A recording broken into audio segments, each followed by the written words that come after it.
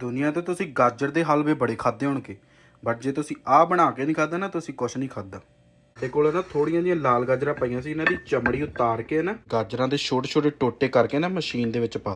ਗਾਜਰਾਂ ਨੂੰ ਛੋਟਾ ਮੋਟਾ ਕੱਟ ਕੇ ਨਾ ਮਸ਼ੀਨ 'ਚ ਪਾ ਕੇ ਇਹਦਾ ਢੱਕਣ ਲਗਾ ਦਿਓ। ਗਾਜਰਾਂ ਦਾ ਨਾ ਇਹਦੇ ਵਿੱਚ ਦੇਲੇ ਗੇੜਾ ਕਰਵਾ ਦਿਓ ਚੰਗੀ ਤਰ੍ਹਾਂ। ਗਾਜਰਾਂ ਦਾ ਕੁਸ਼ਕੂ ਮੁਸ਼ਕੂ ਕਰਕੇ ਇਹਨਾਂ ਨੂੰ ਇਦਾਂ ਦਾ ਕਰ ਲਓ। ਪੈਨ ਨੂੰ ਗਰਮ ਕਰਕੇ ਇਹਦੇ ਵਿੱਚ ਸੁੱਟੋ ਗਾਜਰਾਂ। ਹੌਲੀ ਹੌਲੀ ਕੜਛੀ ਨੂੰ ਹਿਲਾਉਂਦੇ ਜਾਓ ਤੇ ਗਾਜਰਾਂ ਦਾ ਪਾਣੀ ਸੁਕਾਉਂਦੇ ਜਾਓ। ਗਾਜਰਾਂ ਦਾ ਚੰਗੀ ਤਰ੍ਹਾਂ ਨਾ ਪਾਣੀ ਸੁਕਾ ਕੇ ਫਿਰ ਪਾਓ 1 ਚਮਚਾ ਦੇਸੀ ਘੇ ਦੇ ਵਿੱਚ ਜੀ, ਪਾਓ ਇਹਦੇ ਵਿੱਚ ਖੰਡ